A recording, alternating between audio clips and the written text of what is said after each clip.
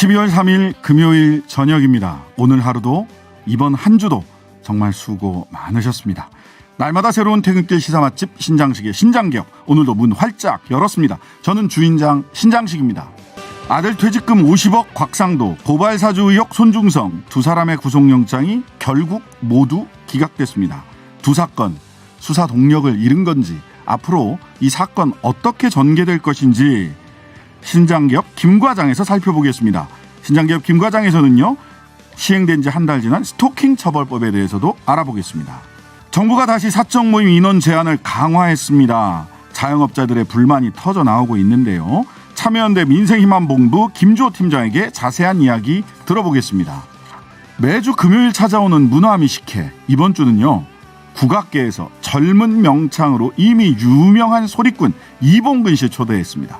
탁 트이는 시원한 소리 준비되어 있으니 조금만 기다려주십시오. 신장식의 신장기업 단골 손님 여러분과 함께 꾸려가고 있습니다. 유튜브와 홈페이지 게시판 모두 열려 있고요. 짧은 문자 50원, 긴 문자 100원, 샵 0951번으로 보내주십시오. 유튜브에 신장식의 신장기업 검색하시면 라이브 방송 바로 확인하실 수 있습니다. 팟빵으로도 다시 들으실 수 있습니다. 오늘 하루 소식들 푸짐하게 준비했습니다. 신장식의 신장기업 밥상 들어갑니다. 퇴근길 오늘의 뉴스를 깔끔하게 정리해드립니다. 옥석을 가리는 신장기업 뉴스브리핑, 헬마우스 임경빈 작가, 시사저널 구민주 기자 오셨습니다. 안녕하세요. 안녕하세요. 날씨가 많이 쌀쌀해지고 바람도 많이 붑니다. 네. 예. 겨울입니다. 네. 그리고 다시 마스크를 두 분 다 쓰고 네. 계세요. 예. 쓸쓸한 겨울이네요. 네. 모임들 다 지금 연기 중에 있습니다. 저도 연말 모임 몇 가지 잡았다가 다 연기하고 집과 변호사 사무실과 방송국만을 쳇바퀴 돌듯 돌아가는 일상으로 돌아갔습니다. 정부는 4주간 일상회복 중단하기로 결정했어요. 당장 다음 주부터 어떤 변화가 있는지 한번 소개해 주시죠. 네, 오늘 방역당국은 앞으로 한 달 동안을 특별 방역 점검 기간으로 정하고 4주간 일상회복을 잠시 멈추기로 했습니다. 일단 당장 다음 주부터 사적 모임 허용 제한 기준이 수도권은 기존의 10명에서 6명, 비수도권은 12명에서 8명까지로 축소되는데요. 여기에 마스크 착용이 어려운 식당과 카페, 학원, PC방과 영화관 등 실내 다중이용 시설에도 방역 패스가 확대 적용됩니다.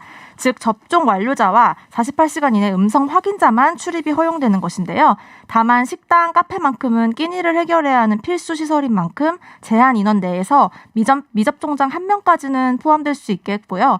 미접종자여도 혼자 이용하는 것은 가능하게 했습니다. 네. 방역당국은 현장에서의 혼란을 예상해서 처음 일주일 계도 기간으로 둘 계획인데요. 따라서 13일 자정부터 방역 패스를 어길 시 실제 벌칙이 부과될 예정이고요.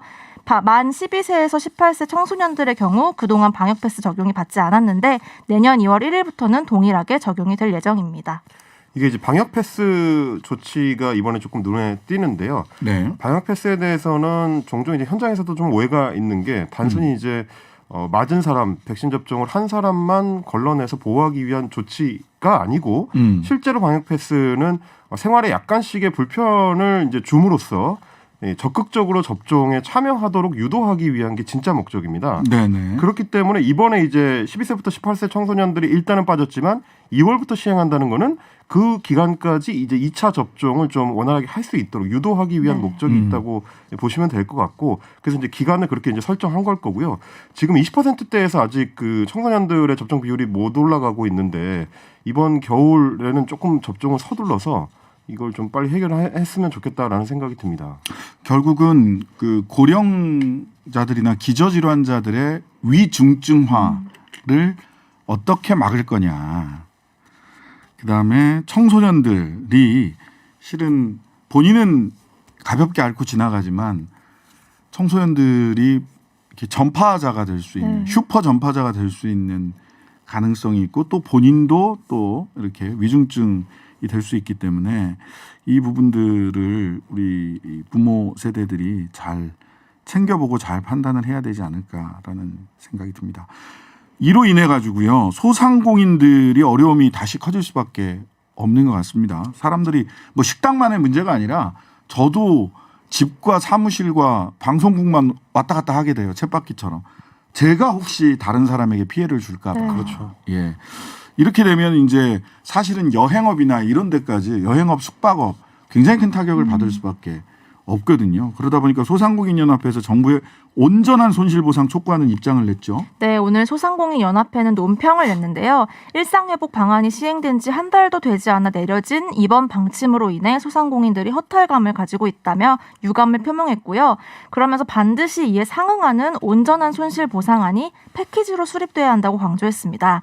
연합회는 4주간의 기간이 꽤 길기 때문에 직접 행정명령 대상인 업종뿐 아니라 진행자께서 말씀하신 관계 업종들까지 폭넓게 손실보상을 해줘야 된다고 주장했고요. 매출 하락 피해가 100% 보상될 수 있도록 손실보상금 산정이 이루어져야 한다고도 밝혔습니다.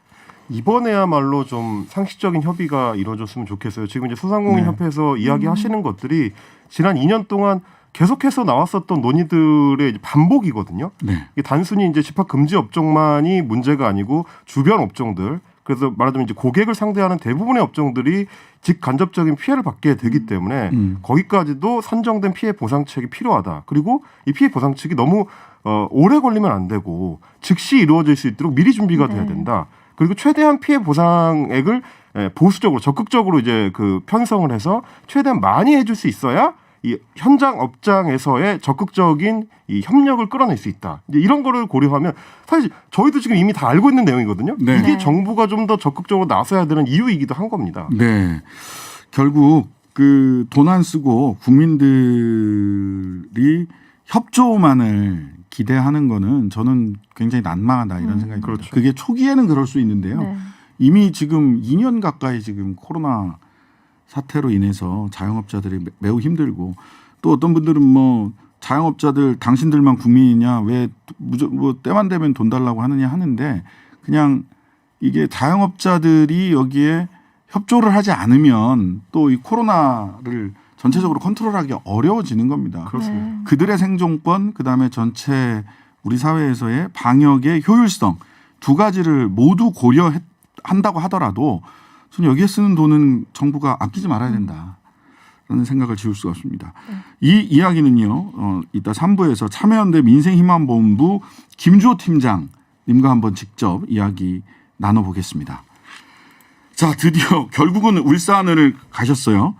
오늘도 뭐 두 분이 윤석열, 이준석 투스톤 대전이라고 얘기를 하는데 투스톤 대전이 서로 이렇게 제주발, 서울발 이야기를 하다가 결과적으로는 울산으로 가는 걸 보고 저는 예상컨대 김기현 원내대표의 중재로 둘이 만나겠구나라고 예상을 했는데 딱 그 모양새가 그렇죠. 네. 됐어요. 이제 김기현 원내대표의 지역구가 이제 울산에 네. 있기 때문에 어떻습니까? 좀 오늘 뭐 만나기로 여러 가지 했죠. 얘기들이 네. 많이 왔다 갔다 했죠. 일단 예. 결론은 잠시 후 저녁 7시 30분 울산의 한 식당에서 두 스톤이 만찬을 갖기로 했는데요. 이 결정이 있기까지 말씀하신 대로 어제 오늘 타임라인이 굉장히 복잡했습니다. 네. 어젯밤 일단 홍준표 의원과 비공개로 만났던 윤 후보는 그 자리에서 이 대표를 만나러 다음날 제주에 가겠다고 밝혔는데요. 오늘 오전에 다시 윤 후보가 제주에 갈 계획이 없다. 대신 여의도 당사에서 선대위 회의를 소집했습니다. 회의를 마친 윤 후보는 또다시 입장을 바꿨는데요. 이 대표를 만나고 싶다면서 이준석 대표는 100년에 한 번 나올까 말까 한 젊은 당대표다. 이 대표와 함께 선거 대장정을 해 저는 굉장히 운 좋은 사람이라고 추켜 세우기도 했습니다. 네. 모든 일정을 정리하고 제주도로 향하겠다고 했는데요. 그 사이 이제 이 대표는 제주에서 울산으로 이동할 채비를 했죠. 이 대표는 제주 현장에서 기자들에게 윤 후보 측에서 우리 관계자에게 만나자는 제안을 하면서 의제를 사전에 조율해야지만 만날 수 있다고 했다. 당혹스럽다. 검열을 거치자는 의도라면 절대 만날 계획이 없다고 밝혔는데요. 이후에 윤 후보는 오후 2시 40분경 당사를 떠나서 무작정 울산으로 향했습니다. 그리고 그 사이 윤 후보가 울산으로 이동하는 사이 이 대표와 울산에서 김기현 원내대표와 김구읍 정책위의장이 만났는데요. 이 자리에서 김 원내대표의 중재로 이 대표가 오늘 저녁 7시 30분 결국 윤 후보와 만나기로 결정한 것으로 보입니다. 네. 그러니까 이게 사실 오늘 하루 종일 이렇게 타임라인이 굴러가는데 저도 계속 이제 따라가면서도 계속 회의감이 들더라고요. 이걸 계속 따라가야 되나? 네, 우리가 지금 이걸 다 알아야 되는 건가? 네. 이준석 대표가 뭐 이제 제가 전에도 한번 우스갯소리로 말씀을 드렸지만 이 철도공사에서 하는 내일로 철도 티켓을 끊어가지고 지금 전국 일주를 하는 것 같은데 이걸 이제 전 국민이 뉴스를 통해서 지켜보고 있어야 되는가라는 생각이 드는 동시에 저는 오늘 아침에 아마 이제 그 포인트가 하나 꽂혔는데 윤석열 후보가 했었던 얘기 중에서 젊지만 충분히 당대표의 자격이 된다고 생각한다. 100년에 한 번 나올까 말까 젊은 당대표다. 이런 얘기를 추켜 세운다라고 이제 언론에서 평가를 했는데 저는 이 부분이 오히려 지금 윤석열 후보와 이준석 대표 사이에 간극이 잘 안 좁혀지는 배경 중에 하나다. 네. 사실은 당대표는 몇 번 말씀드렸지만 이제 당원들과 국민들의 선출을 통해서 이제 뽑힌 사람이거든요. 네. 근데 충분한 어떤 민주적 정당성과 의지를 갖고 있는 건데 당에 입당한 지 얼마 안 되는 대선 후보가 아무리 대선 후보라고 해서 당대표의 자격을 논하거나 이 칭찬하는 방식 자체가 이 동등한 어떤 정치적 주체를 안 보는 듯한 태도 이게 아마 이제 이준석 대표를 일견 자극했었던 포인트이지 않을까 뭐 또 그런 생각을 또 해봤습니다. 저는 이제 이준석 어제도 말씀 나눴다시피 이준석 대표가 어제 소위 윤핵관 중에서 홍보비를 해먹으려고 한다라고 얘기한 사람을 인사 조치하면 그 정도 인사 조치만 해도 명분 있게 그런 정도 명분만 줘도 돌아오겠다라는 취지의 뜻을 비쳤는데 그거를 어제까지는 오늘 점심 때까지는 안 받았거든요. 윤석열 그런 사람 없다 그래 버렸죠. 네. 예, 그런 사람 없다. 뭐 이래 버렸는데 오늘 내려가긴 하는데 근데 오늘 인선 내용을 또 봐야 돼요. 오늘 인선 내용을 보면 네. 윤석열 후보 캠프에서 추가 인선안을 쭉 내왔는데 맞습니다. 네, 네. 그 중에 그 소위 그 국민의당인가요? 여기에서 이준석 대표랑 엄청나게 갈등을 빚었던 한 축인 김영환 의원. 네.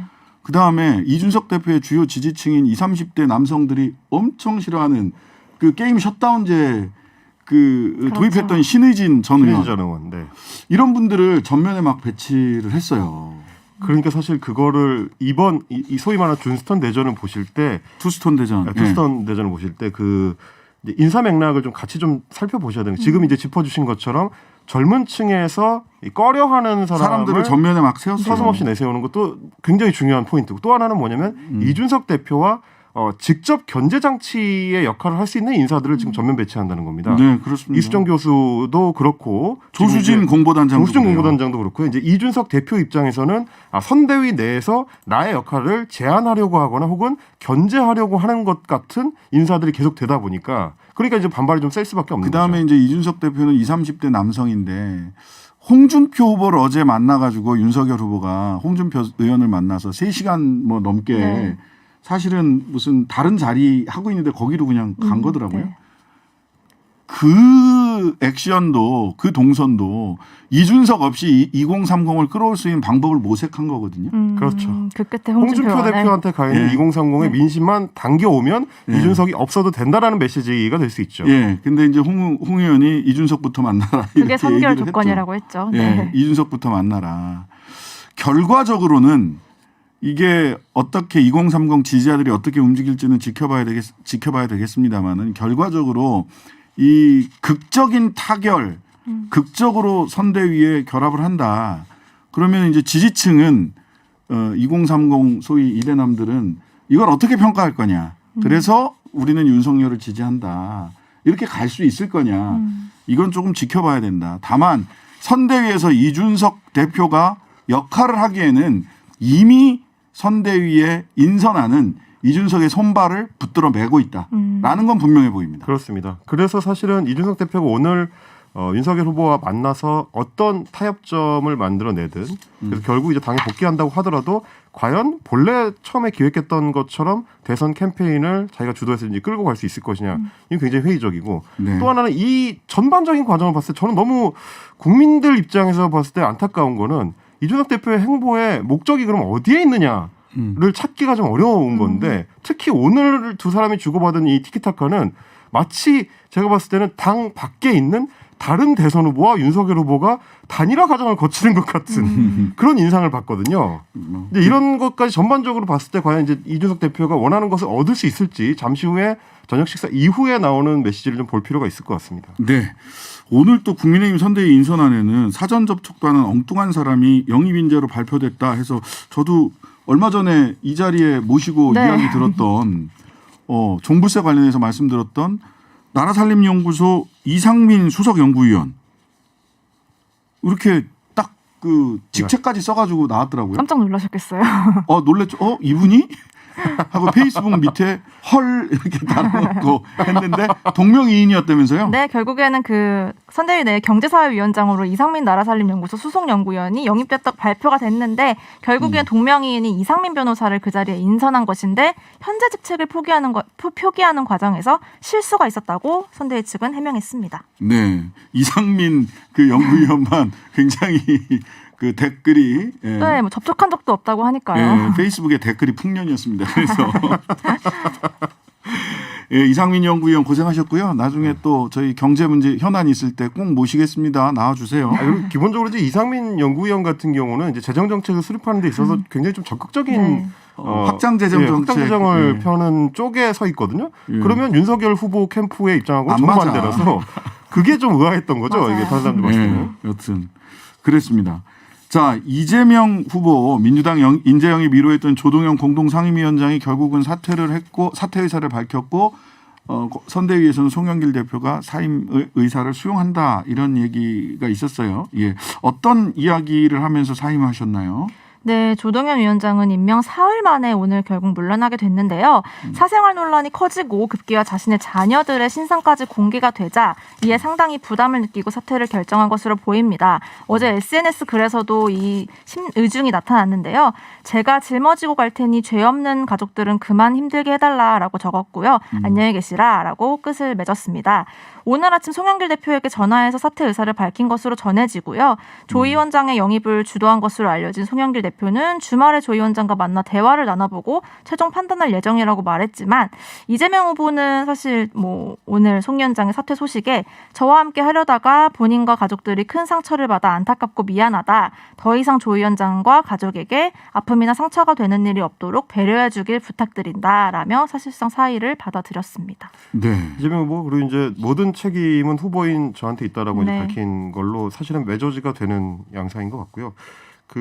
이 이제 사생활과 관련된 사안을 우리가 정치적인 논쟁의 장으로 올리는 게 옳으냐 그르냐 이제 이것부터 사실은 좀 혼란스러운 상황이었는데 문제는 1차적으로는 민주당이 이제 후보를 검증하는 이 영입 인재를 검증하는 인재 과정이 검증. 제대로 작동을 했느냐 왜냐하면 당 차원에서는 그게 점검돼야 되죠. 그렇습니다. 예. 지금 조동현 위원장뿐만이 아니고 이 이후에 이제 있었던 인재 영입들과 관련해서도 다 한두 번씩의 지금 논란이 나오고 있는데 김윤희 네. 김윤희 박사에 대해서도 이제 과연 이제 실무 차원에서 검증이 제대로 된 거냐 이제 이 얘기는 지금 하루 전날 나오고 있습니다. 국민의힘에 자기소개서 냈었다는 네. 거 아니에요? 박수영 바로 의원한테. 전날. 예. 그리고 이제 뭐 제가 이제 알고 있는 데이터 사이언스를 다루는 이제 전문 인력들이 봤을 때는 그분의 이제 기존 인력이 충분히 검증된 게 맞느냐 이런 의혹, 근본적인 의혹을 이제 제기하는 쪽도 있고 해서 과연 이제 당의 이제 인재 영입 프로세스가 제대로 작동하고 있나라는 의문이 하나 이제 드는 것이고 다만 조동현 위원장의 이 사퇴 정국이 굉장히 좀 빠르게 마무리가 됐다는 거는 이재명 후보 입장에서는 하여튼 받을 수 있는 타격치를 이제 최소화하는 방향으로 좀 정리를 하는 것 같은 모양새입니다. 윤석열 후보도 비슷한 논란으로 지난주에 이제 김성태 직능본부장이 전 직능본부장이 이제 사퇴하는 과정하고 비슷하죠. 이제 논란이 터지고 빠르게 수습을 하는. 네. 이렇게 되면 이제 민심하고 정면 충돌하는 걸 이제 피할 수 있게 되니까 네. 뭐랄까 이제 골절상까지는 안 가고 이제 찰과상 정도로 이제 그치는 그런 정도로 조동현 위원장 건에 대해서는 사실은 깊이 얘기될 몇 가지 부분들이 있습니다. 공직자는 아니에요. 어쨌든 네. 뭐 장관 후보도 아니고 그다음에 그 국회의원 후보도 아니거든요. 그럼에도 불구하고 공적 역할을 하겠다라고 하는 사람의 사생활의 영역을 어디까지로 볼 거냐라고 하는 것에서부터 시작을 해서 아무리 그렇다고 하더라도 근데 이제 가로세로 연구소 측에서 자녀의 신상. 자녀의 신상을 공개했죠. 얼굴까지 다 공개하고 이름과 얼굴까지 공개하는 거는 이거는 말이 안 됩니다.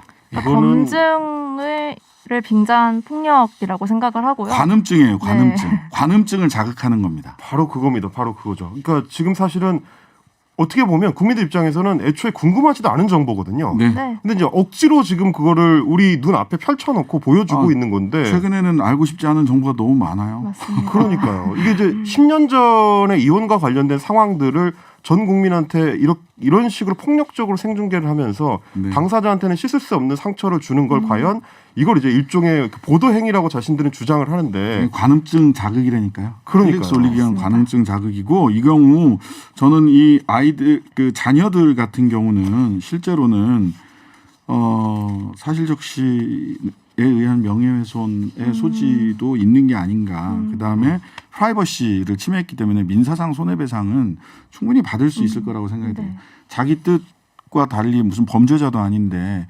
얼굴까지 노출이 됐잖아요. 네. 그런 그러니까요. 거는 민사소송의 대상이 될 겁니다. 예. 좀 전에 이제 가세연에서 자기네 입장문을 밝히면서 인간의 탈을 쓰고라는 표현을 사용을 했던데 저는 사실 되돌려주고 싶은 심정이 반사 그렇네요. 하겠습니다. 반사. 자, 어제 또 이재명 후보가 조국 사태에 대해서 사과를 했어요. 본인이 할 수 있는 한 가장 낮고 진지한 자세로 사과하는 거다라고 얘기를 했는데 추미애 전 장관은 후보가 조국을 불공정하다고 한 번 더 낙인 찍었다라면서 목소리를 높이셨네요. 예. 네, 그렇습니다. 페이스북에 그렇게 남긴 건데요. 언론은 조국을 불공정의 대명사로 프레임을 씌우고 세세한 정보가 부족했던 대중은 그렇게 믿었다. 대선 후보도 여론에조차 조국에 대해 사과를 반복했다면서 조국과 그 가족에 관한 서슴없는 공포는 언급하지 않고 사과를 말한다. 조국에 대한 사과는 인간 존엄을 짓밟는 것이라고 강조했습니다. 네. 그래서 뭐 명추현대 금가나 뭐 이런 얘기를 하는데 제가 보기에는 이거 그렇게 오래갈 이슈는 아닌 것 같은데 어떠세요? 그리고 뭐 기본적으로 추미애 전 장관의 역할이 있죠. 네. 지금 이제 상임 고문으로 이제 그 캠프에 참여하면서 역할이 있는데 그 중에 하나가 이재명 후보가 챙기지 못하는 지지층의 마음을 이제 챙기는 부분도 분명히 이제 필요한 네. 역할이라고 이제 본인이 인식을 하고 있을 거예요. 네. 그러다 보니 이재명 후보가 좀 어떻게 보면 지지층 입장에서는 과한 사과를 했다면 그 반대급부로 또 이제 추미애 전 장관이 또 지지층을 위무해야 되는 그런 역할을 어느 정도 이제 나눠서 하는 거라고 균형을 생각할 수 있고요. 맞추는. 네. 네. 다만 이 평가는 좀 긴 시간에 걸쳐서 이루어질 수밖에 없어요. 사법적 평가, 정치적 평가, 그 다음에 사회 구조적인 우리 사회가 어떻게 지금 계급 내지는 계층이 세습되는가라는 것에 대한 사회 구조적인 평가까지 길게 갈 수밖에 없는데 사과를 하면 그것을 진심으로 받는다기보다는 머리를 숙이면 머리채를 잡고 허리를 숙이면 허리를 밟는 형태로 끊임없이 조국을 소환하는 것이 대선에서 핵심 이슈여야 되는지에 대해서는 좀 깊이 돌아볼 필요가 있다라는 생각을 합니다. 자, 내년도 예산이 607조네요. 예. 607조 7천억 원 역대 최대 본회의에서 의결이 됐고요. 속보로 들어온 게 하나가 있습니다. 검찰 스폰서 의혹 윤우진 그 윤석열 그 후보가 이게 변호사법 위반하면서 윤우진 네. 씨 변호사를 이렇게 소개해주고 했던 거 아니냐, 또 국회에서 위증했던 거 아니냐에 대해 그 주역인 윤우진 전 용산 세무서장이 에 대해서 영장 청구를 했습니다. 변호사법 위반이네요. 이분이 드디어 영장 청구가 됐어요. 이번에는 해외로 도피하지는 않지 않아요. 오랜 시간이 걸렸네요. 일단 구속영장이 청구됐으니까 해외로 못 도피하기는 좀 어려울 것 같습니다. 예. 뭐 그때도 뭐 해외 도피해서 인터폴에서 잡혀왔는데도 바로 집으로 가고 뭐 그랬던 분이라서 어쨌든 지켜봐야 됩니다. 요즘은 영장이 하도 잘 기각되는 시기라서 네. 구속영장. 네. 일반 변호사에게도 그런 기회가 많았으면 좋겠습니다. 영장 기각시키기 굉장히 어렵습니다. 일반 변호사에게. 자, 지금까지 헬마우스 임경빈 기자, 시사저널 구민유 기자였습니다. 감사합니다. 고맙습니다. 네, 한 주간의 법률 이슈 살펴보는 시간입니다. 신장개혁 김현장 아니죠. 신장개혁 김과장, 김준호 변호사, 장현미 변호사 두 분 어서 오세요. 네, 안녕하세요. 네, 안녕하세요. 예. 우리 장현미 변호사님한테는 매주 스타일이 좀 변하시는 것 같으세요. 그랬더니 앞 방송에서 분장을 어떻게 해주느냐에 따라서 네, 저는 약간 뭐 잘 못하기 때문에 해주시는 거에 따라 인상이 좀 많이 달라진다는 얘기도 듣습니다. 네, 네. 도화지 같은 이렇게 네. 분장사들이 메이크업 아티스트들이 되게 좋아하는 인상이라는 그런 뜻이겠죠. 스타일이군요. 네. 그렇군요. 너무 네. 포장해드렸나? 어쨌든 네. TV에 워낙 출연을 많이 하시니까. 네, 그러시구나. 예. 여튼 우리 장현미 변호사님 또 기자 출신이시기 때문에 네. 예, 굉장히 딕션이 분명하고요. 예, 또박또박 말씀 잘해주십니다. 김준호 변호사님은 장점이 뭡니까? 그럼 장 변호사님은 또박또박 기자 출신. 그게 제 고민입니다. 없어서 불러주셔서 감사하게 늘 생각하고 있습니다. 그래서 예, 김준호 변호사님은 실은 굉장히 정보통이세요. 예전에 민변에 있을 때 민변 국정원이냐라고 할 정도로 정말 많은 정보, 특히 인맥과 관련된 정보가 굉장히 많으신데요. 다 비방송용이어서 아, 그러니까요. 네. 비방용으로 들으면 정말 재밌습니다. 나중에 유튜브라도 한번. 네. 예, 웃으면서 시작을 했지만, 예. 야, 이거 이래도 되나? 하는 생각을 많이 하셨을 것 같아요. 오늘, 어젯밤 손준성 영장 기각. 네. 그제 곽상도 영장 기각. 도대체 이러려면 영장은 왜 친 거야? 라는 생각이 먼저 들죠. 그 다음에, 아, 우리는 영장 심사에서 기각받는 우리 여기 세 분 변호사들님들 다, 와, 나 의뢰인들은 진짜 영장 기각받기 어려운데 이분들은 왜 이렇게 쓱쓱 기각을 잘 받지? 네. 기각되면 엄청 또 좋죠. 변호사 입장에서 이게 또 아주 밤 늦게나 새벽에 나와서 이 당사자랑 당사자 가족들이 엄청 전전긍긍하면서 그럼요. 기다리는데 기각이 됐다 이러면 막 울고 막 고맙다 그러시고 하여튼 그런데 사실 발부도 많이 되기 때문에 사실 원칙은 불구속이긴 하지만 네. 그렇습니다. 예. 그래서 원론적으로 이야기를 하면 불구속 수사하는 것이 기본적인 원칙이기 때문에 영장이 발부 여부를 놓고 죄가 있다 없다 뭐 수사 동력을 잃었다 수사 동력을 얻었다 이런 평가는 사실은 굉장히 법률상으로 보자면 뭐 정확한 평가는 아니다라고 원론적으로 생각을 하지만 그렇죠. 어떤 의미가 있는지를 하나씩 좀 찾아봐야 될 것 같습니다. 우선 곽상도 영장 기각 이거는 뭐 많은 법률가들이 야, 기각될 것 같은데 네. 이렇게 예상을 했어요. 어떤 이유로 기각되는지 먼저 장 변호사님. 사실 곽상도 전 의원에 대해서 영장을 청구한 것은 혐의는 알선수재였습니다. 네. 그러니까 화천대유가 하나은행 컨소시엄과 이 컨소시엄이 무산될 위기에 처하자 곽상도 전 의원이 하나은행 측에 뭔가 대가를 받고서는 이 컨소시엄이 유지되도록 영향력을 행사했다. 네. 이 부분이 왜 알선수재냐면 알선수재라는 건 금융기관의 임직원의 업무에 속하는 직무를 알선하는 경우에 이게 성립을 하는 범죄거든요.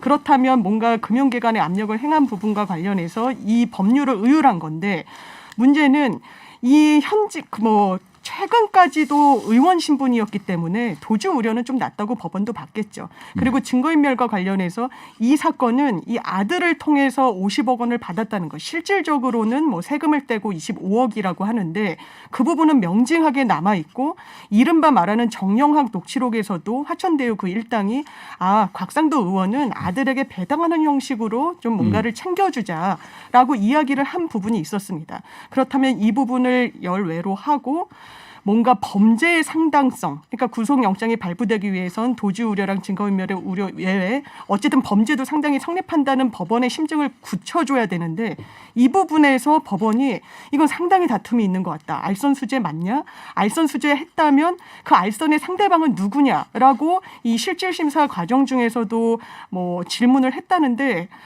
제대로 답변을 못했다는 보도도 나오고 있고 해서 네네. 그래서 영장이 최종적으로는 범죄의 상당성이 제대로 소명되지 않았다는 이유로 기각이 됐습니다. 그러니까 지금 50억이 갔죠. 그래서 이제 그 세금 떼고 이제 25억이 집행이 됐을 거고. 아니 근데 범죄 수익을 25억으로 특정했다면서요? 네, 세후로 했다고 합니다. 그렇다고 네. 그것도 조금 근데 좀 합리적이기도 하고 실제로는 25억을 받았으니까. 네, 국가에서 많이 받았으니까. 네, 국가에서. 네. 근데 그 정영학 회계사의 녹취록이나 아니면 이제 이 계좌 잔고 이 두 개 외에 좀 더 범죄의 소명이 되려면 이 뭐 언제 어떻게 무슨 부탁을 했는지에 대한 소명이 돼야 되는데. 뭐 제가 기사를 못 본 걸 수도 있습니다만 예를 들어 뭐 그럼 상대방으로 지목되었던 하나은행 김정태 회장을 뭐 소환을 정확히 한 건지 그리고 예를 들어 김만배 혹은 남욱 이런 주요 혐의자들 뭐 피의자들 피고인들이 진술을 어떻게 했는지에 따라서 좀 달라질 수 있는데 거기서 뚜렷한 증거들을 이제 제출하지 못하지 않았냐. 어쨌든 그냥 상식적으로 50억이 갔는데 이상하지 않습니까? 이상합니다. 그래서 이건 이럴 것 같습니다라고 하는 것 이상으로 못 나아간다면 아무래도 사회적 비난 가능성 이런 거랑 별도로 충분히 의심할 만하지만 법적으로 이제 영장이 나오거나 또 이제 궁극적으로 이게 유죄가 나오기가 그렇게 간단치가 않다 이런 문제가 있는 거죠. 그러니까 영장에 미리 그 영장 내용 도대체 어떻게 알았는지 언론에서 성명불상, 시기불상으로 영장이 네. 청구됐다라는 얘기가 나왔잖아요. 이거 그러니까 국민들은 이제 검찰이 이거 수사 제대로 한 거냐? 특수부 출신 선배 검사 사실은 면죄부 주기 위해서 영장 청구한 거 아니냐라는 생각을 하게 됩니다. 이런 의심, 국민들의 의심, 뭐 어떻게 봐야 됩니까? 일단 뭐 영장 청구 시기가 소환하고 나서 바로 됐던 측면도 있지만 전반적으로 소환 자체가 굉장히 늦었죠. 네. 2달 그래서 지난 다음에 충분히 증거를 인멸할 수 있는 시간적 여유가 있었다고 볼 수 있죠. 네, 그런 부분이 좀 일단 아쉬운 그 속도에서. 네. 그러니까 어쨌든 이 지금 특수부에서 그 대검에서 이거 관련 수사를 대장동과 관련을 할 때 이른바 50억 클럽이라고 하는 사람들부터 수사를 한 게 아니라 주요 배임. 혐의자인 사람들부터 먼저 가게 되면서부터 아무래도 이제 그렇게 수사에 그 뭐 윤곽을 짜다 보니까 이제 뒤로 이제 후순위로 배치가 되고 그러면서 수사 여력이나 수사 동력에 있어서 충분히 힘을 받기 어려웠던 측면도 있지 않나 싶습니다. 그러니까 속도와 방향, 네. 방향을 처음에 대장동 수사 방향을 배임으로 딱 일단 잡아놓고 거기에 뭐 핸드폰을 버렸냐, 누가 주웠냐, 경찰은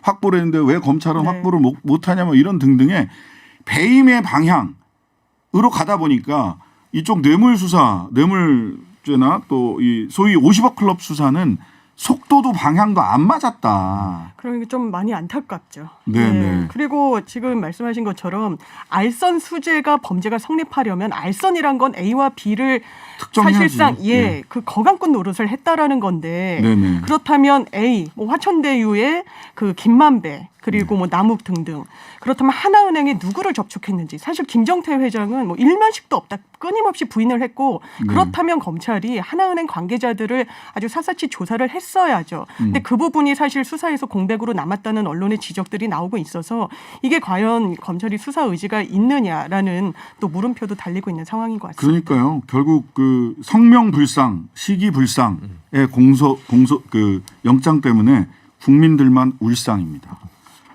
그렇습니다. 그렇게 되면 이제 50억 클럽에 박영수 전 특검, 권순일 전 대법관, 뭐 원유철 등등등 네. 해서 50억 클럽 플러스 뇌물의 대상이 이 쭉 많이 한 7명이다, 6명이다, 뭐 쭉 고문들 열거해 보면 10명, 15명까지 늘어나는데 네. 이쪽으로는 수사를 이 곽상도 비교적 혐의가 구체적이었던 곽상도도 안 됐는데 이쪽으로 수사 확대될 수 있겠냐라는 근본적 질문을 하게 돼요. 어떻습니까? 어렵죠. 왜냐하면 어렵다. 첫 네. 그 대상자였습니다. 이 곽상도 전 의원이. 그리고 네. 말씀하신 것처럼 굉장히 명징하게 50억을 수수했다는 증거가 있는 피의자였어요. 네. 그럼에도 불구하고 어쨌든 영장 발부에는 실패를 하면서 수사 동력을 상당히 잃게 됐고 그렇다면 그 후순위인 박영수 전 특검은 어떻게 될 것인가. 사실 이분은 저희가 누차 말씀을 드리지만 친인척 회사를 통해 가지고 100억이라는 정말 어마어마한 돈을 받았고 그게 또 중간에서 어떻게 다른 경로로 흘러 들어갔는지 제대로 드러나오고 있지 않고 그 딸은 대장동 화천대유에서 근무를 하기도 했고 대장동의 아파트를 시세보다 싼 값에 특혜 분양을 받기도 했고 그렇다면 이 부분에 대해서는 보다 더 면밀한 수사가 진행돼서 꼭 영장 청구를 하지 않더라도 아마 불기소 의로라도 기소될 가능성이 박영수 전 특검은 좀 더 있는 것 같고 다만 그 권순일 전 대법관 같은 경우에는 지금까지 돈을 수령한 것과 관련해서는 한 2천만 원 이상을 월 자문료 명목으로 받았다. 그런데 변호사 개업을 하지 않고 뭔가 변호사법 자문료를 받았죠. 그래서 변호사법 위반이란 지적을 하니까 본인은 아니 꼭 변호사만 자문하라는 법 있냐. 내가 사회적인 경력을 통해서 뭐 다른 영역에 있어서도 자문을 해줄 수 있으니까 꼭 변호사의 지위 아니어도 해줄 수 있는 거라서 변호사법 위반이 아니다. 이렇게 좀 빠져나가고 있고요. 그러면 뭐 이재명 후보의 대법원 그 무죄 판결과 관련해서 공직선거법 영향력을 행사했다는 건 저는 대단히 과도한 억측이라는 생각이 듭니다. 대법원 심리 과정을 검찰이 수사로 밝혀내기도 요원할 뿐만 아니라 이건 7대 5로 무죄가 나와서 한 명 분명히 무슨 시시비비를 가릴 수 있는 상황도 아니었기 때문에 더 기소 가능성에서는 멀어지지 않았나라는 생각도 듭니다. 그렇죠. 지금 너무 잘 정리를 해주셨는데 일단 박영수 특검 같은 경우는 지금 문제가 됐던 시기에는 대부분 공직이 아니었던 시기도 굉장히 많아가지고 뭔가 그리고 역시 뭐 뇌물죄나 이런 걸로 의율하기도 좀 어렵고요. 그래서 원래 좀 쉽지 않았습니다. 원래 쉽지 않았는데 더 어렵게 된 측면이 분명 있고 권순일 전 대법관은 일단은 변호사법 위반 수준으로 기소는 할 수 있지 않을까라는 네. 생각이 정도가 이거 들고요. 1,500인가 2,000씩 매달 자문료 받았는데 문제가 되니까 그거 어디 저 사회단체에다 다 기부했다고 네, 하더라고요. 그렇게 돼버렸고 그래서 나머지 뭐 그 최재경 전 민정수석이라든가 김수남 전 검찰총장은 사실 저희가 언론을 통해서 이제 아는 건데 이제 그게 박수영 국민의힘 의원이 이제 이야기한 명단이고 그렇죠. 사실 그 외에 정확히 무슨 일이 있었는지는 저희로서는 지금 알기 어렵기 때문에 그 부분까지 이제 수사 여력이 미칠지 안 미칠지 미칠 필요성이 있는지 없는지도 사실 저희가 가늠하기는 좀 어려운 측면이 있습니다. 결과적으로 이렇게 사실 이제 박영수 전 특검 같은 경우는 지금 그 2021년을 전후해서 무슨 일을 했느냐를 찾는 건 저는 불가능하다고 보고요. 2011년 부산저축은행 그다음에 2015년 대장동에서 한 차례 그 남욱 변호사가 그 구속됐던 그러고 나서 무죄 받았던 한 10년간의 지금 대장동에 등장하는 주요 인물들과 어떤 관계를 맺어왔느냐라는 것, 즉 부산저축은행부터 쭉 다 봐야 박영수 전 특검은 얘기가 나오지 않겠나. 이야기는 나올 수 있는데 시효 문제라든가 워낙 옛날 일이어가지고 사실 형사처벌 가능성이 사실 좀 높지는 않은 게 현실이다. 네, 그렇습니다. 네. 자, 손준성 검사 영장 기각됐어요. 많은 사람들이 야, 지난번에보다 뭔가 물증이 확실한 게 있으니까 영장 쳤겠지. 왜 불구속 기소 안 하고 영장을 쳤을까? 네. 뭐가 확실한 게 있을 거야라고 생각을 했는데. 그게 합리적 추론이죠. 예. 네. 근데 결론적으로 기각이 돼버렸습니다. 그러니까 예. 더 이상 뭐 범죄 소명이 안 된다고 본 것 같아요, 법원에서. 네네. 근데 이게 사실은 수사 협조를 거의 안 했고 그 외에 내부에 뭐 제보 같은 게 있었던 것도 아니지 않습니까? 그러니까 적어도 지금 대장동은 조금이라도 진도가 나갔던 게 결국은 6년 7년 전에 일을 사실 검찰이 아무리 열심히 해도 한계가 있습니다. 근데 정영학 회계사가 어느 정도 뭐 좀 제공을 하고 이러면서 좀 실타래가 풀린 것이고요. 지금 고발장 사주 의혹 같은 경우는 최초에 그 조성은 씨의 어떤 제보 이후에 그 내부에 관계된 검찰 대검에 있는 수사관이나 검사들은 뭐 전부 다 부인하는 형태로 가기 때문에 사실 입증 자체가 쉽지 않았는데 그럼에도 불구하고 두 번째 영장을 청구했을 때 어떤 기대값이라는 게 있었는데 공수처로서는 상당히 위상의 타격, 신뢰 뭐 이런 문제가 좀 제기될 거라서 상당히 부담을 느낄 거로 여기서 이제 보여집니다. 두 가지 비판의 지점들을 국민들이 봤을 때 하나는 공수처 야 이거 실력 있는 거야? 라는 질문을 하나 하게 되는 게 하나. 그다음에 두 번째는 그 곽상도 전 의원도 그렇고 손준성 검사 건도 그렇고 도대체 검사 출신들 피의자는 혹시 사법부에서 법원에서 봐주는 거 아니야? 왜 이렇게 너무 엄격하게 보는 거 아니야? 물론 뭐 영장 발부는 엄격하게 해야 되는 게 맞지만 기본적으로 우리 아까도 얘기했습니다만 일반 국민들은 구속영장 정말 많이 잘 발부도 해주는데 사법부에 검찰 봐주기 아니야? 라는 쪽. 그다음에 공수처 너무 실력 없는 거 아니야? 이런 두 가지 질문을 하게 돼요. 어떻게 보세요? 손준성 검사 영장 그 재청구한 게 기각되면서 후자 쪽에 좀 더 마음이 기울었습니다. 그러니까 공수처의 어떤 수사력. 왜냐하면 이 직전에도 김웅 의원의 그 의원실을 압수수색하는데 준한고가 받아들여진 건 상당히 공수처로서는 치명적이라고 치명적이었죠. 아파해야 될 부분입니다. 예. 영장을 하는데 범죄를 제대로 적시하지 않고 영장에 적시되지 않은 대상물에 대해서 압수수색을 단행하려고 했다라는 것은 이 적법 절차를 어겼다는 거고 물론 그 당시에 빈손으로 돌아가서 이 준한고가 인용됐다라고 해서 실질적으로 수사력에 타격을 입은 건 없지만 이거 수사를 제대로 하고 있는 거 맞아? 라는 의문을 제기할 수밖에 없게 했고 사실 손준성 검사 영장도 지금 1시간 반 동안 차장 공수처의 2인자입니다. 그러니까 직접 어떤 진술을 하고 서명을 했다는 건데 종전에서 달라진 것이라고는 영장 청구에서 고발장을 직접 작성했다라는 검사 2명의 실명을 특정한 점 그리고 종전의 1차 영장 영장에서는 이 손준성 검사가 윗선과 공모했다라고 적시를 했었습니다. 그 네. 당시에도 그 윗선이 누구인지는 정확하게 성명불상의 특정을 하지 검찰 않았죠. 고위 관계자 2명밖에 없어요. 조남관, 윤석열 두 사람입니다. 그렇습니다. 근데 이번에는 아예 윗선과의 공모 자체를 빼버렸습니다. 네. 그렇다면 손준성에 좀 더 집중을 했음에도 불구하고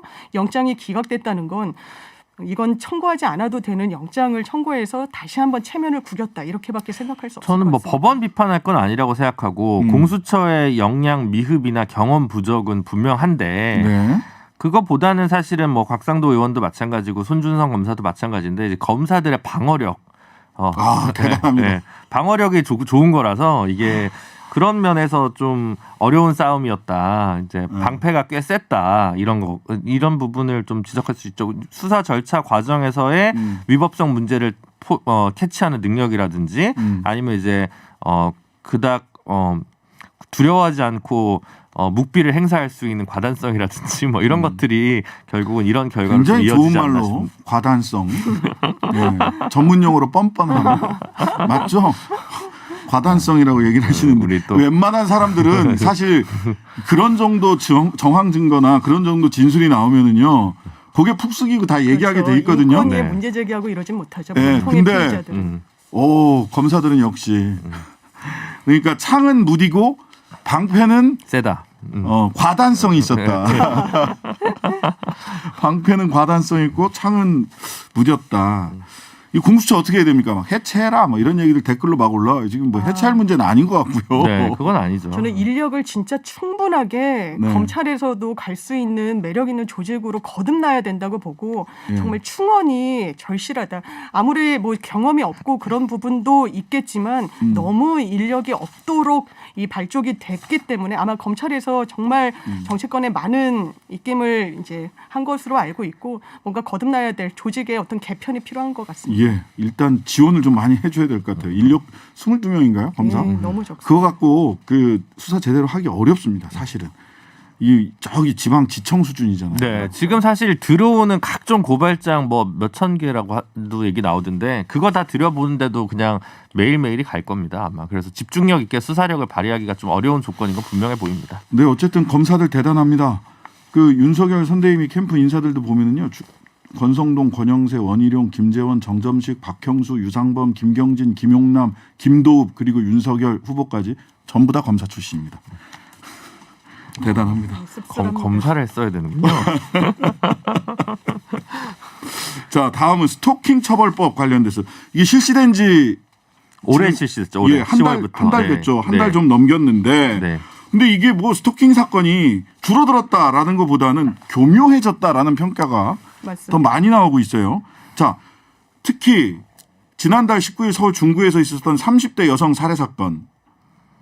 이거 스토킹 범죄로 이미 신고가 됐는데 제대로 스크린이 안 돼가지고 제대로 보호가 안 되면서 살인 사건까지 벌어진 거잖아요. 맞습니다. 이 사건의 간단한 팩트와 문제점 좀 정리해 주시죠. 이 사건을 보면 사실 법원에서 접근 금지 이 명령까지 내려진 상황이었고 그러니까 사전적으로 피해자가 구제 조치를 할 만큼 했는데도 불구하고 이런 범죄를 막지 못했다는 건 그러니까. 현행 스토킹 방지법이 갖고 있는 큰 맹점을 보여준다고 할 텐데요. 네네. 그 피해자한테는 이건 형벌을 강화해서 사전적으로 이런 범죄를 예방하는 측면도 상당히 의미가 있겠지만 더 중요한 거는 가해자 처벌보다 피해자를 선제적으로 이런 범죄에 노출되지 않도록 보호하는 겁니다. 거예요. 그래서 법만에 담긴 것이 일단 현장에서 경찰이 본인이 판단해서 긴급 응급 조치를 할 수 있게 한 부분인데 그렇다면 분리를 하고 찾아오지 못하게 조치는 하는데 이게 법적으로 한 달 동안만 유효하게 돼 있고 이걸 어기더라도 형사처벌이 안 됩니다. 과태료 정도 부과됩니다. 네네. 그렇기 때문에 이런 잠정적인 사전 처분에 대해서 뭔가 강력한 조치가 필요하다. 피해자 보호 차원에서 이런 부분이 있고 또 교묘해진다는 말씀 주셨는데 사이버 어떤 스토킹과 관련해서는 예. 또 이 법에서 제대로 의율하지 못하는 부분이 있어서 이게 보완이 필요하다는 목소리가 높습니다. 두 가지네요.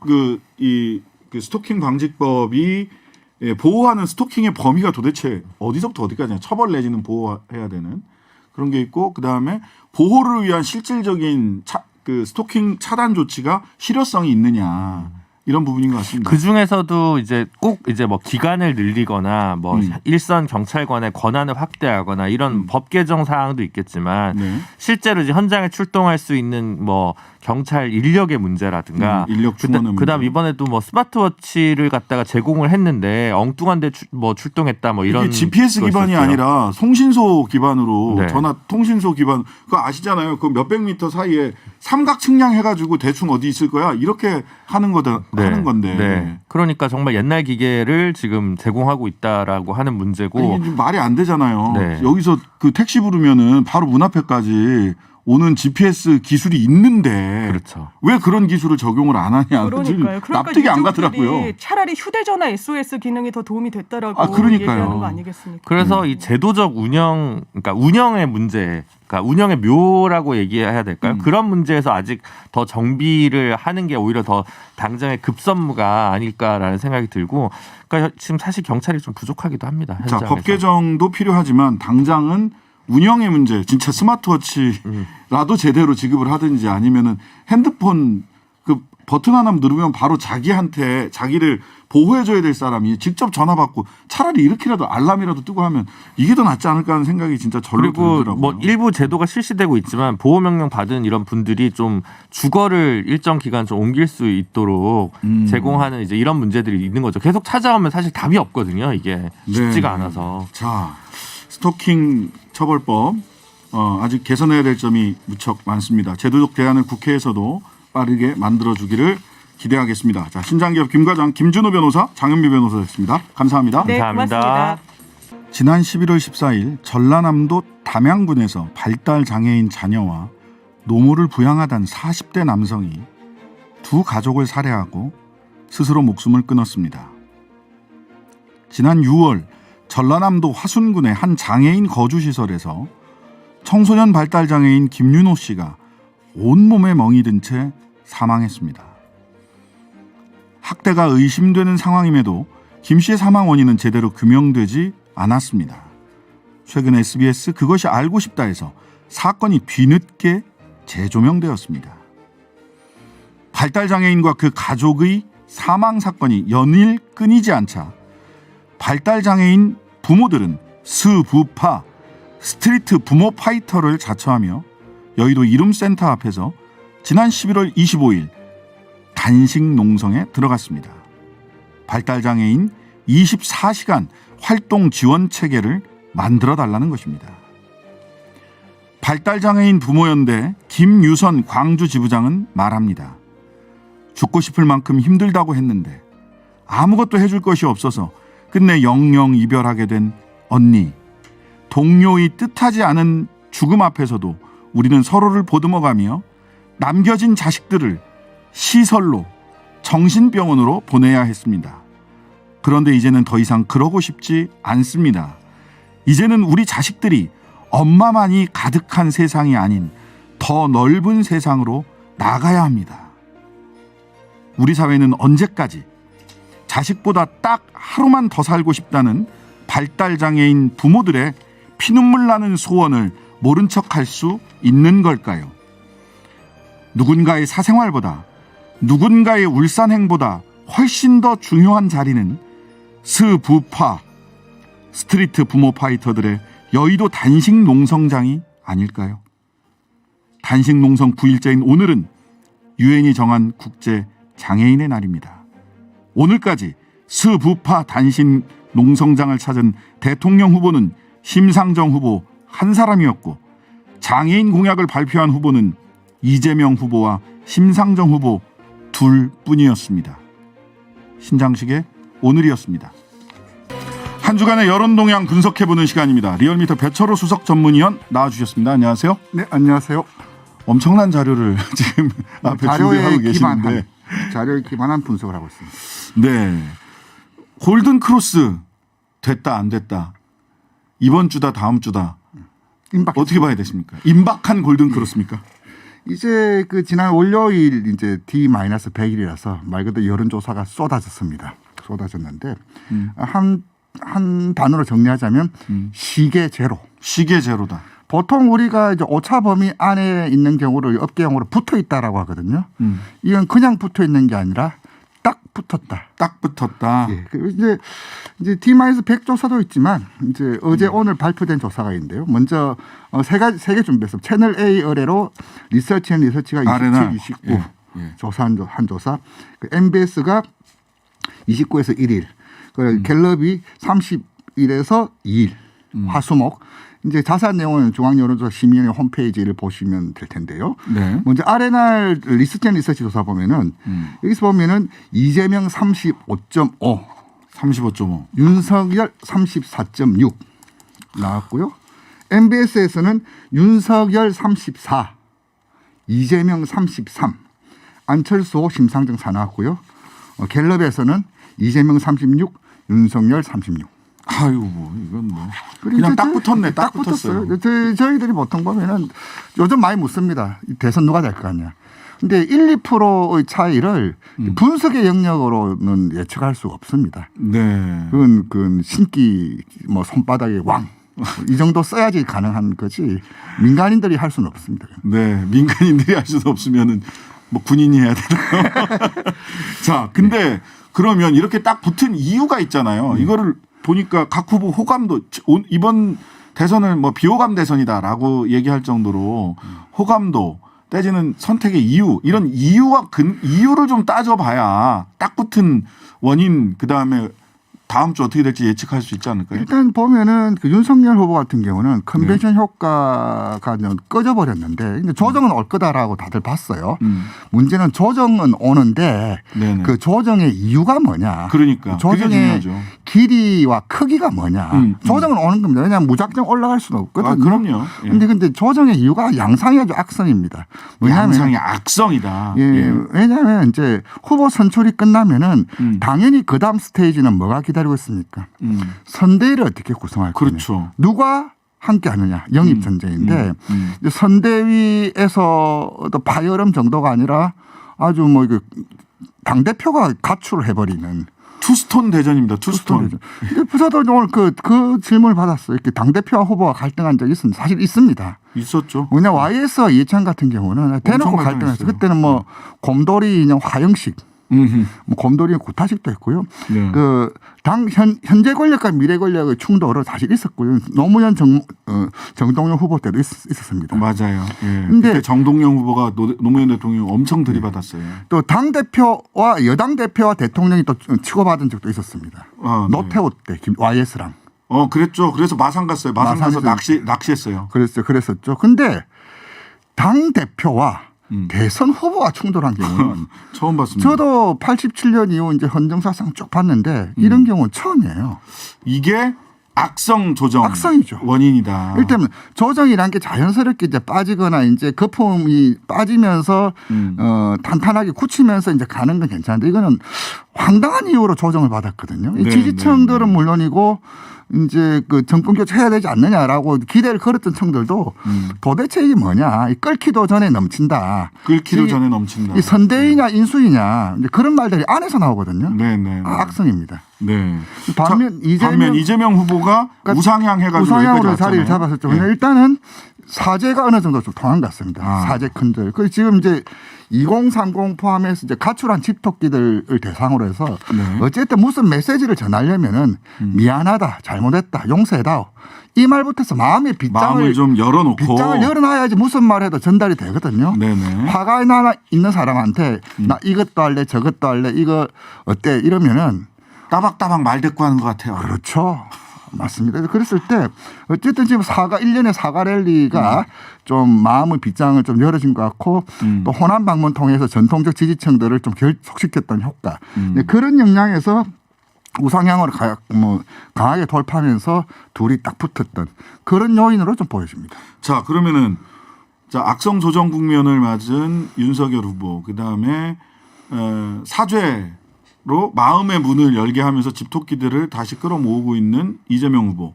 지지율을 근데 이 정도 수준에서 지금 30% 중후반 수준에 다들 박스권에 갇혀 있는 것 또한 사실입니다. 각각 어떻게 해야 지지율 상승 요인을 만들 수 있을까요? 또 하나 더 보면 여전히 이제 부동층 규모가 사실 역대 어느 선거 때보다도 맞네. 부동층이 이렇게 많은 선거가 좀 없었어요. 아까 진행자께서 말씀하셨던 비호감 전쟁이라는 것처럼 후보 간의 비호감 그 요소도 있고요. 그리고 이제 정권 교체든 재창출이든 진영 내에서 어떤 뭐 이완, 분열도 이런 선거도 좀 처음 봅니다. 네네. 지금 여기도 보면 홍준표나 이런 분이 과연 어느 편인지 저기도 이제 뭐 이낙연 대표 같은 그러니까 경우도 전폭적으로 지원하고 있는 것인지. 하여튼 그랬을 때 뭔가 진영 내 스크럼도 좀 제대로 짜여지지 못했던 이런 선거도 좀 그렇고 정리하자면 역대 어느 선거보다 불확실성이 매우 높은 그런 선거로 좀 진행되고 있다. 그렇게 좀 부연할 수 있겠습니다. 그래서 각각 지지율 올리기 위한 대책이 뭐가 있을까요? 일단은 선거의 때 기본 정석이 뭐냐면 선거란 게 동심원 만들기, 동심을 만들어서 키우기라고 하거든요. 첫 번째는 코어를 형성하는 그렇죠. 거네요. 도미넌트 코얼리션이라고 그러는데 주도 그룹이라고 그러는데 먼저 양 진영 모두 주도 그룹을 형성하고 있지 못한 것 같아요. 양 진영 모두. 일단은 양 진영 모두 이제 진영했던 그 진영 내 어떤 일체감 혹은 진영 내 결속력을 좀 높여야 될 것 같고 결국 이제 중원 전쟁, 중도층의 마음을 어떻게 누가 점하느냐. 그러면 이재명 후보 같은 경우는 지금 호남 지지율이 압도적으로 50%는 넘기지만 호남 지지율이 압도적이다 예전처럼 아직 그 압도적인 호남 지지율을 갖고 있지 못해요. 맞습니다. 그죠? 지금 이제 이재명 후보의 지지율이 이렇게 교착 정체 국면을 보였던 것은 호남에서 치고 나가지 못했던 거예요. 왜냐하면 호남이라는 게 그 상징성이라는 게 굉장히 큰 지역이거든요. 민주당 입장에서는. 그리고 이제 가장 큰 덩어리인 경기. 또 경기는 자기가 지사를 했기 때문에 서울에서는 지거나 오히려 서울 같은 경우는 인구 구성비라든지 부동산 이슈 때문에 지난 4.7 이후로 계속적으로 민주당 당세라든지 후보 지지도가 밀렸는데 경기 같은 경우는 인구 구성비도 상대적으로 젊고 또 본인이 지사를 했고 또 저희 리얼미터에서도 광역단체장 평가를 하는데 계속 1등이시고요. 60%가 넘었어요. 60%가 넘었다는 것은 여야를 아울러서 당신 일 잘한다는 평가가 있거든요. 그리고 이제 지지율의 성장판이 닫힌 것은 일단은 전통적 지지층이라고 할 수 있는 호남 그리고 자신이 근거지라고 할 수 있는 경기. 이 두 군데서 이제 치고 나가지 못하기 때문에 전체적으로 지지율 성장판 잡혔는데 첫 번째 동선이 호남이었죠. 호남에 무려 4박 5일 동안 방문했어요. 맞습니다. 두 번째 동선이 경기도입니다. 어쨌든 거기서부터 지지층을 좀 결속시키려고 하는 그런 것들이 좀 어느 정도 좀 통하지 않았냐. 또 하나 이제 뭐냐면 이제 악셀에다 밟고 이제 기아 변소가 가야 되는데 방지턱이 하나 걸려버렸죠. 아 뭔가요? 1호 인사. 1호 인사. 그 대목은 이제 악셀에다 밟고 이제 쭉쭉 가야 될 상황에서 뭔가 또 방지턱이 걸린 느낌이 아니냐. 그 이제 그 당 내부에서도 이건 좀 실착이다. 그런 내부 평가가 좀 나오는 걸로 어쨌든 들었습니다. 오늘 그 정도를 오늘 이렇게 정리를 하고 그래서 뭐 골절상이 아니라 그래도 이제 마찰 찰과상 정도로 끝냈다라고 이제 보이던데 자 그러면 윤석열 후보는 아까 말씀하신 대로 보자면 도미넌트 코얼리션 핵심 코어 그룹을 만들어야 되는데 투스톤 전쟁을 하고 있고 홍준표 후보도 어제 뭐 만났다고는 하지만 야 이준석부터 해결하고 와. 뭐 이렇게 오히려 반사 이렇게 한 거나 다름이 없어요. 근데 문제는 이제 윤석열 후보 측에서 좀 큰 착각을 하고 있는 게 있어요. 뭐냐면 다른 조사도 보면은 MBS나 이제 갤럽 보더라도 정권 교체해야 된다라는. 그게 50%가 넘으니까. 50을 넘거든. 사실 그게 그것만 타고 가면 된다 나의 이렇게 생각하는 것 같아요. 잠재적 지지의 극단치다. 결국 그래 오는 거 아니냐. 워낙 두터운 반정서가 있기 때문에 결국 내가 무슨 실수를 해도 그 청이 지난 1년여 동안 끌고 왔던 50-55 흐름이 전혀 흔들리지 않고 있거든요. 그렇다면 잘만 하면 이 흐름을 탈 수 있지 않느냐라는 그 낙관 그런 것들이 너무 심하게 작동하고 있지 않나라고 봐요. 그 100% 타지를 못한 거예요. 그 100% 탈 수 있을까요? 문제는 뭐냐면은 그 양반이 출발을 한 것도 이렇게 반문 정서라는 그 반문 흐름을 자기 출발선에 만들었는데 반문이라는 것이 대선 승리 때 필요 조건은 될 수 있어도 충분 조건은 되지 못하거든요. 그러다 보니까 이제 이게 캠프냐 반문 집합소냐. 저희 이제 사람들이 투표를 할 때는 과거에 대한 비판 평가도 있지만 남은 5년, 우리 5년은 누구에게 맡길 것인가? 전망 투표라고 하니까. 그 프로스펙티브 보팅이라고 해요. 이제 리트로펙티브 보팅이라고 하는데 예. 그건 이제 회고 투표라고 하는데 그런 거 봤을 때 전혀 미래 비전을 보여주지 못하고 있는데 네. 저 이거는 단순히 정책 준비 부족이 아니라 기본적인 선거 기조를 국민의힘에서 영 잘못 잡고 있는 거 아니냐. 반문 집합소로는 대선에서 승리하기 승리할 수 어렵다. 없죠. 예. 자, 오늘 정부가 감염 확산 막기 위해서 강화된 방역 대책 시행하는 것으로 발표를 했는데요. 그런 가운데 눈에 띄는 여론조사가 하나 있습니다. 부스터샷, 즉 추가 접종하겠는가 안 하겠는가라는 건데 부스터샷 접종하겠다고 합니까? 안 하겠다고 합니까? 하겠다는 응답이 상당히 높게 나왔습니다. 이게 시사전을 의뢰로 네. 시사 데이터에서 한 건데 제가 깜빡했습니다. 그래서 어째 지금 이제 방역 상황이 지금 굉장히 좀 위태롭게 가고 있고 오늘 정부에서도 이제 수도권 6명 제한으로 갔었는데 4주 동안 네네. 지금 코로나 상황은 지금 이제 대선 국면에도 지금 아주 어떻게 튈지 몰라요. 여야 간에 네. 누구한테 덕실 셈법이 있을지도 모르는데 아주 민감한 상황인데 지금 네. 심상찮습니다. 이 상황. 국민들이 자녀에게 지금 이 백신 접종하는 것을 되게 주저주저하고 있는데 그 부분에 대해서는 뭐 어느 정도 어떤 흐름이 있나요? 지금 여전히 좀 보수적이고 보수적이다. 좀 방어적으로 좀 더 지켜보자 그런 의견이 좀 높습니다. 네, 그런 의견이 높다.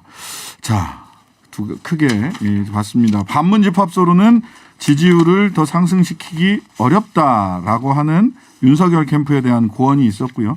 이재명 캠프 같은 경우는 지금 여전히 코어 지지층, 호남과 수도권이라고 하는 전통적 지지층을 집결시키는 것이 과제가 될 것이다라는 예상까지 해주셨습니다. 리얼미터 배철호 수석 전문위원이었습니다. 감사합니다. 네, 감사합니다. 코로나19 확진자 급증과 새로운 변이인 오미크론의 확산 우려가 커지면서요.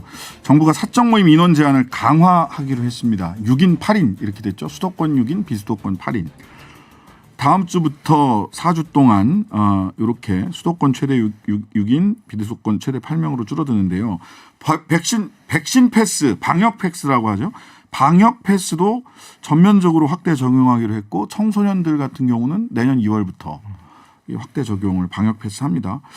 이 가운데 무엇보다 중소자영업자들의 시름이 이제 조금 이제 돌아가나 이제 회복할 수 있나라는 기대를 가졌다가 원래 사람이 줬다 뺏으면 더 화나거든요. 시름이 깊어졌는데 김주호 참여연대 민생희망본부 팀장 말씀 들어보도록 하겠습니다. 오늘 참여연대에서 네. 인사부터 안녕하세요. 네, 안녕하세요. 네, 인사도 안 하고 막 마음이 저도 급해가지고 오늘 참여연대에서 그 손실보상 제대로 해라라는 취지의 논평도 내셨더라고요. 네, 맞습니다. 일단 정부 이번 결정 어떻게 보시는지. 예. 뭐 일단 늑장 대책이다. 그리고 반쪽짜리 대책이다. 이렇게밖에 볼 수 없을 것 같습니다. 네. 뭐 물론 이제 그건 있죠. 정부가 그동안 해외 주요국들이랑 비교하면 그래도 신규 확진자 관리를 잘 해온 건 맞는데 이제 최근에 이제 5천 명 뭐 이렇게 되니까 지금 이렇게 뒤늦게 좀 대책을 발표한 건데요. 저희 뭐 상인단체뿐만 아니고 뭐 보건의료 단체, 그다음에 저희 시민사회 단체를 다 사실 12월에는 이게 계절 때문에라도 한번 대유행이 또 올 거다. 그렇죠. 문 닫고 사니까. 그렇죠. 우리 작년에도 사실 12월에 또 한번 크게 유행이 됐었지 않습니까? 맞아요. 그러니까 이게 연말에 또 이게 대목이기 때문에 자영업자들 입장에서는 이게 상당히 타격이 크기 때문에 미리 좀 준비를 하자. 미리. 그래서 뭐 이를테면 그 병상도 좀 확보하고 의료 인력도 좀 확보하고 이런 얘기를 여러 번 해왔는데 사실 정부가 그런 대책은 거의 마련을 안 했죠. 그러다가 이번에 또 이렇게 퍼지고 나니까 이걸 자영업자들에게 다시 또 여러 가지 백신 패스라던가 또 사적 모임을 금지시키는 이런 조치들을 하면서 자영업자들이 어떻게 보면 좀 그 방역 대책에 대한 부담을 좀 지게 된 것 같고 늑장 대책이라는 게 그러니까 이거 그 거리두기 제한, 사적 모임 인원 제한 이거 하지 말자라는 게 아니라 차라리 더 일찍 했어야 된다 이런 취지의 말씀이시네요.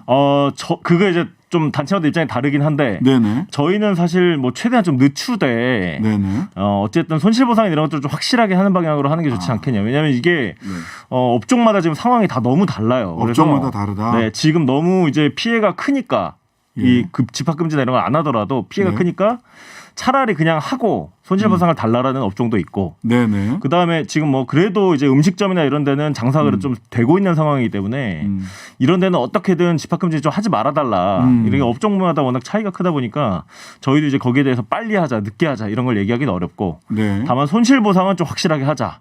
그리고 뭐 병상이라던가 의료 인력 이런 것들은 좀 빨리빨리 사실 대책을 만들었어야 되는데 이번 대책에도 사실 그런 내용은 안 담겼고 손실보상도 어떻게 하겠다, 피해자도 어떻게 하겠다는 대책도 다 빠진 그런 대책이라고 볼 수 있을 것 같습니다. 일단 그 의료 체계가 현재 이제 그 이렇게 부담을 느낄 수 있는 수준으로 지금 올라가고 있습니다. 확진자 5,000명 정도는 뭐 충분히 소화할 수 있다라고 했는데 이게 확진자 발생이 수도권으로 편향돼 있으니까 네. 병상과 인력을 수도권으로 다 옮길 수도 없는 그렇죠. 형편이라서 네. 이 부분을 어떻게 이 전달 체계라고 해야 되나요? 체계를 어떻게 잘 만들 거냐. 그다음에 절대적으로 의료 인력과 병상수가 문제가 아니라 인력이 지금 현장에서 그렇죠. 문제라고 네. 하더라고요. 자, 그렇다면 핵심은 자영업자들 같은 경우도 야 우리는 뭐 그 코로나가 유행을 하든 말든 영업할 거야 이렇게 생각하는 자영업자들은 없거든요. 그렇죠. 지금 지난 2년 동안도 사실 이분들이 이게 생존권 문제임에도 불구하고 네. 그래도 정부 대책이 상당히 잘 따라왔거든요. 그렇죠. 뭐 지금 해외 같은 경우는 아시는 분들 있겠지만 뭐 봉쇄 조치하고 하니까 집회도 하고 막 때려 부수고 지금 이러고 있는데 네, 백신 맞으라고 그러니까 반대 집회하고 그렇죠. 그래요. 저희는 오히려 자영업자분들이 이게 퍼질 수가 있으니까 자동차로 1인 시위를 하고 있는 상황이에요. 그러니까요. 본인들도 굉장히 네. 조심해요. 근데 그렇죠. 그럼에도 불구하고 야 우리 죽겠다. 구체적으로 너무 피해가 심각하다. 네. 어느 정도 피해가 지금 발생한 겁니까? 지난 지금 코로나 시즌 동안. 그렇죠. 코로나 뭐 기간 자영업 동안. 비대위 같은 단체들도 조사 결과 발표했었는데 52% 정도, 53% 정도 매출이 감소했다. 매출 감소 2019년 53%. 대시 2019년 대비 2020년에 절반이 그러니까 매출이 준 거죠. 네. 그다음에 저희 같은 경우도 이제 그 중소기업단체로 같이 공동으로 조사를 했었는데 이게 상인분들은 사실 장사가 잘 안 돼도 가장 마지막으로 그러니까 가장 먼저 내는 게 사실 임대료입니다. 그렇죠. 왜냐하면 임대료를 밀리게 되면 이제 쫓겨날 수도 있고 인테리어라든지 투자한 비용을 다 날리게 되거든요. 그렇죠. 그래서 이제 그걸 먼저 내는데 지금 임대료를 밀린 자영업자가 절반. 그다음에 심지어 3개월 이상 임대료를 밀린 분들도 4명 중 1분이에요. 3개월 이상 임대료 밀리면은 약정 해지되거든요. 그렇죠. 바로 쫓겨납니다. 바로 쫓겨납니다. 네. 그렇기 때문에 정말 그렇게 되면 뭐 인테리어 비용, 권리금 이런 거 하나도 못 건지고 그냥 쫓겨나는 셈이기 때문에 이건 정말 끝에 벼랑 끝에 와 있는 분들인데 지금 자영업자 4분의 1 정도는 지금 그런 상황이다. 이렇게 볼 수 있을 것 같습니다. 이게 이제 제가 변호사라서 3개월 연체는 상가임대차 보호법도 보호를 못 해줘요. 3개월 연체되면 그냥 합법적으로 계약 해지 통보하고 나가라고 할 수 있거든요. 네. 그러면 뭐 버틸 방법이 없어요. 법적으로는.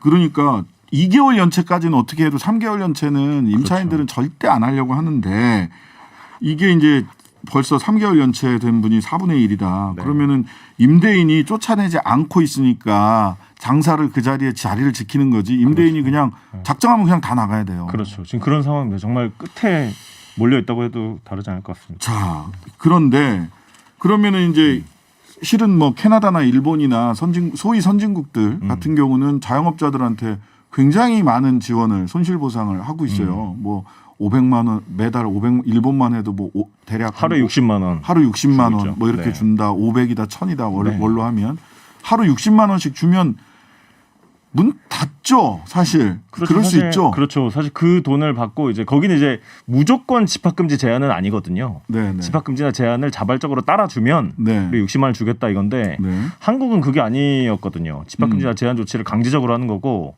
안 따르면 과징금이라든 벌금이 뒤따르기 때문에 약간 강제적인 조치인 건데 그럼에도 불구하고 손실보상이 너무 적다. 네. 그리고 대상도 너무 제외되는 분들이 지금 너무 많은 사각지대 상황인 거죠. 너무 많다. 그렇죠. 그래서 사각지대가 아니라 사실은 제외되는 분이 더 많아요. 네, 받는 분이 80만 명이거든요. 근데 자영업자 보통 우리가 700만 명, 600만 명이라고 하니까 네. 10분의 1도 안 10분의 되네. 1 정도 수준의 자영업자들만 손실보상 대상이 되는 거고 네. 게다가 그 중에서도 받은 사람들 중에서도 14.6% 정도가 10만 원 받았어요. 그러니까 한 달에 3만 원꼴로 받은 거거든요. 그러니까 일본이 하루에 60만 원입니다. 그러니까 이거는 어마어마한 사실 차이가 나는 거죠. 네. 그러니까 이 손실보상 이게 일반적 그 법률상의 원칙은 그렇습니다. 일반 희생, 일반적으로 모두가 희생하는 것은 일반 희생에 대해서는 일반적 보상을, 특별 희생, 특별히 희생하는 부분에 대해서는 특별한 보상을 해줘야 되는 거거든요. 그러면 일반적으로 모든 업종의 자영업자들이 이 거리두기나 이건 이 출입 통제라든지 영업시간 제한을 통해서 일반적 희생을 하기 때문에 일반 희생에 대한 보상이 좀 나가야 되고 그다음에 특별히 아예 문을 닫도록 하는 특별한 희생을 하고 있는 분들에게는 특별한 보상이 가는 게 저는 법률상의 원칙에 맞다 이런 생각을 해요. 자, 그런데 이 기획재정부에 막혀서 계속해서 지원이 지금 제대로 되고 있지 않다라는 걸 국민들이 다 알고 계시는데 그러면 돈 지원 말고 특히 아까 임대료 문제 얘기를 하셨는데 이 문제 단기적으로라도 좀 우리가 무슨 대책을 가질 수 있는 방법이 있을까요? 지금 뭐 착한 임대인 제도라고 해서 자발적으로 이제 임대인들이 임대료를 깎아주면 세액공제를 해주는 제도가 있는데 그것도 뭐 참여하는 분들이 많지 않은 상황입니다. 적어요. 그럴 수밖에 없어요. 네. 그리고 또 하나 이제 작년 9월에 아까 이제 임대료를 뭐 3개월 이상 연체하게 되면 이제 쫓겨나게 되니까 6개월 정도 임대료를 밀리더라도 쫓겨나지 않도록 임대료를 유예해주는 법안이 작년 9월에 국회를 통과했었어요. 아, 네, 네. 했었어요? 했었어요. 한시법이었기 때문에 올해 3월에 만료가 됐는데 연장을 안 했습니다. 되는데. 연장을 안 했습니다. 그래가지고 사실 작년 9월까지만 해도 뭐 아주 힘든 상황이긴 했지만 그래도 좀 버틸 수 있는 상황이었다고 지금은 2년이 다 돼가기 때문에 거의 지금 끝에 몰려있는 상황이거든요. 그렇기 때문에 이 법이 지금 사실 더 필요한 상황인 거죠. 그러네요. 그래서 국회가 빨리 이 법을 처리를 해야 되는데 그것도 지금 진행을 안 하고 있고 그다음에 저희는 일단 임대료를 멈추고 분담해야 된다라는 입장이에요. 그러니까 어쨌든 집합금지나 제한이라는 행정 조치에 따랐고 어쨌든 정부의 방역 조치에 적극적으로 따른 것이고 그리고 사실 임차 상인분들 같은 경우에 그 영업장에 대한 영업 제한이 이루어졌으면 그 영업장을 통해서 임대 사업 소득을 얻는 건물주들 같은 경우에도 거기에 대해서 어느 정도 분담을 해야 되는데 그런 게 아니거든요. 지금 자영업자들도 손실보상 다 받아가는 게 아니에요. 자기가 입은 피해 80% 정도만 받아가는 건데 건물주들은 그걸 100% 받아간다. 그 기간 동안 임대료를. 그럼 이거는 누가 봐도 불합리하다고 볼 수밖에 없고 손실보상 받아도 사실 임대료로 다 내는 지금 상황이거든요. 그렇기 때문에 그 캐나다 같은 경우는 5대5로 분담을 해서 이 50%는 정부가 대주고 그다음에 임대인 같은 경우는 25%만 받아라. 당신들도 25% 손해봐라. 이렇게 해서 해결을 하고 있더라고요. 그렇죠. 캐나다나 호주 같은 나라들은 지금 그렇게까지 하고 있습니다. 지금 8352번 작년에 코인 놀이 연습장을 시작했습니다. 올해 손실보상 0원 받았습니다. 정말 억울하고 너무 힘듭니다. 눈물, 유유 이렇게 보내주셨어요. 그러니까 이게 또 2019년 기준으로 한단 말이에요. 그렇죠. 그러니까 작년에 코인놀이 연습장 시작을 했으니까 작년이나 올해나 똑같이 영업이 잘 안 되니까 이게 격차가 안 생겼나 봐요. 그렇죠. 손실을 본 걸로 안 나오는 거죠. 그러니까 손실이 안 잡히는 거예요. 매출이 준 걸로 안 나오니까 이제 손실보상을 못 받게 되는 그런 지금 사례들이 너무 많이 있습니다. 자, 이 부분이 있습니다. 이 사각지대 없이 사실은 사각지대라기보다는 약 10% 정도밖에 손실보상 대상이 안 되고 그 다수는 또 많은 수가 한 뭐 10만 원 정도 이 정도밖에 못 받았다라는 게 이제 절대적으로 문제고 그런데 자 자영업자만 힘드냐 왜 자영업자들은 계속 우는 소리하고 국민들 세금 보상해달라고 하느냐라는 비판이 있습니다. 이 부분은 어떻습니까? 손실보상 같은 경우는 아까도 말씀드렸지만 이게 뭐 그냥 불쌍해서 시혜적으로 주는 게 아닙니다. 집합금지나 제한이라는 행정명령에 따른 것이거든요. 그렇기 때문에 거기에 대해서는 명확히 정부나 공공이 책임을 지는 게 맞다고 보는 거고요. 아까 말씀하신 것들 일반 손해, 특별 손해에 대해서 정부가 책임을 져야 되는 것처럼 이거는 법리적으로 봐도 당연히 배상을 해줘야 되는 문제이고 그다음에 지금 자영업자의 비중이 한국 같은 경우는 다른 선진국을 비교했을 때 너무 높습니다. 지금 근로인구의 거의 4분의 1 정도가 자영업자거든요. 취업자 25%가 그렇죠. 그러다 보니까 이 자영업 시장이 지금 무너진다는 거는 우리 경제의 이제 한 축이 무너진다고 보시면 될 것 같아요. 이분들이 지금 다 사실 자기 돈으로 가게 차리고 한 게 아니거든요. 다 대출 받아가지고 뭐 인테리어 하고 이렇게 해서 가게 지금 하고 있는데 그거 회수도 못 하고 다 쫓겨난다 그러면 이게 그냥 단순히 자영업자들이 무너지는 문제가 아니고 우리 금융권이라든지 우리 경제 전반에 미치는 영향이 상당히 클 수밖에 없다. 그래서 해외 같은 경우는 이분들이 다시 이제 경제를 회복하는 시기에 좀 더 빠르게 회복할 수 있도록 사실 이런 지원들을 아낌없이 지금 하고 있는 것인데 우리는 지금 거의 연명하는 것도 어려운 정도 수준의 지원을 하고 있는 것이어서 저희는 이거는 뭐 그냥 단순히 자영업자만의 문제가 아니다. 우리 사회 전체적으로 봤을 때 우리 경제 전체적으로 봤을 때도 적극적으로 지원을 할 필요가 있다 이렇게 보고 있습니다. 네. 그렇습니다. 우리 IMF 때나 이런 때 생각해 보세요. 금모으기 했죠. 그런 다음에 사실 재벌들 이거 쓰러지면 나라 경제가 휘청인다라고 해서 사실 정부 기금을 엄청나게 지원을 했어요. 그렇죠. 그게 뭐 그 재벌 총수가 이뻐서 지원을 한 게 아니고 한국 경제의 건전성을 유지하고 고용을 유지하기 위해서 국가 재정을 투입한 것처럼 자영업자들이 우리나라 취업 인구의 25%가 자영업에 종사하고 있습니다. 취업자의 25%가 25%를 버리고 갈 수 없는 거고 오히려 재벌들에게 항상 투자하는 돈, 지원하는 돈은 투자라고 하고 자영업자나 또는 가난한 사람들에게 정부가 지출하는 것은 항상 비용으로 계상하는 것 자체가 저는 문제가 있는 거 아니냐. 이 말씀도 꼭 드려야 되겠어요. 그 네. 최근에 이제 정부 여당이나 그 국민의힘이 네네. 종부세, 양도세 지금 줄이려고 지금 하고 있지 않습니까? 그렇죠, 그렇죠. 그게 지금 세수가 3조 정도 더 거쳤다는 거거든요, 올해. 맞아요.